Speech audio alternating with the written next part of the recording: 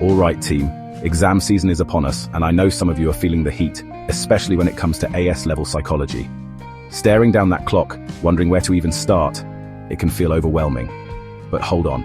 Before you spiral into a study-induced panic, take a deep breath. We're in this together.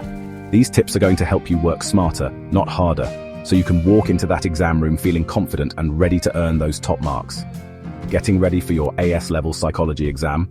Don't panic, these tips will help you work smarter, manage your time, and write like a top scorer. Right, let's talk strategy. Time management is absolutely crucial in any exam, but especially in AS level psychology. You need to make every minute count. Here's a golden rule, the 1.5-minute rule. For every mark a question is worth, give yourself 1.5 minutes to answer it. So, a juicy 10-mark question, that's 15 minutes of focused writing. A quick 4-mark question, 6 minutes. Seems simple, but trust me, having this timing strategy will keep you on track and prevent you from running out of time on those higher mark questions you need to nail. Now, I know what you're thinking. Easier said than done, right? That's where your trusty watch comes in, or even just some mental check-ins as you go. Stay disciplined, my friends. Now that we've got timing sorted, let's talk about question order. When that exam paper lands in front of you, resist the urge to go in order. Instead, I want you to start with the high-mark questions first. Why? Because your brain is going to be at its freshest at the beginning of the exam. You'll have more mental energy to tackle those complex concepts and craft those detailed responses that'll really wow the examiners. Plus, if you leave the smaller questions until later, you're less likely to overthink or over-explain. Remember, a 2-mark question only needs a concise and focused answer. Don't waste precious time writing an essay when a sentence or two will do.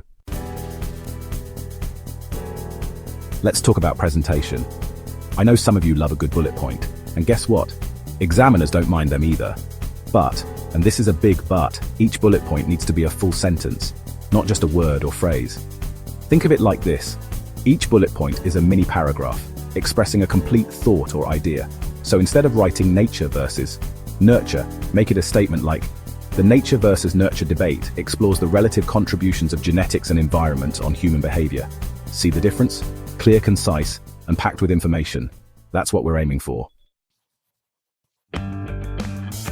Now let's talk about structuring those amazing answers of yours. This is where the P method comes in handy. Point, example, explain. This isn't just about memorizing facts. It's about showing the examiner you truly understand the material. Start by making your point, stating the key concept or argument. Then, back it up with a relevant example. This could be a study, a theory, or even a real-life scenario. Finally, explain how your example supports your point and demonstrates your understanding of the topic. P, it'll become your new best friend, I promise. I know it can be tempting to try and cover all your bases, especially when you're feeling unsure, but when it comes to AS level psychology, listing every possible answer is not your friend. Remember, quality over quantity. Instead of throwing everything at the wall and hoping something sticks, focus on choosing your strongest responses and explaining them well. If a question asks for 2 factors, give them 2 well-explained factors, not a laundry list of every factor you can think of. It shows you can identify the most important information and articulate it clearly. As level psychology is all about research, which means understanding those key research terms is absolutely essential. Think of them as your secret weapons in the exam. You need to know the difference between qualitative and quantitative data, lab and field experiments, snapshot and longitudinal studies. What is ecological validity? What are demand characteristics? And never forget the importance of ethical considerations in psychological research. Make flashcards, use mnemonics, whatever works for you. Just make sure you can define these terms and understand their significance.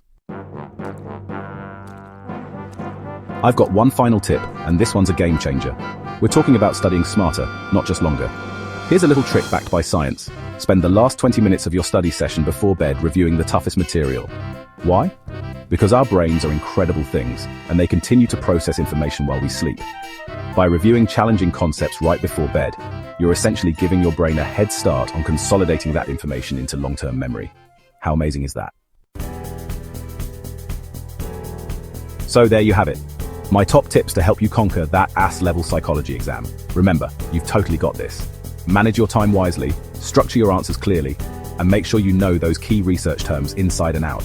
And hey, don't forget about the power of a good night's sleep and some smart study strategies. Now go out there and smash it. You've got this. Time it right, write with structure, and know your key terms. With these tips, you're ready to crush the AS Level Psychology exam. Subscribe for more AS Level Psychology tips, study hacks, and exam walkthroughs.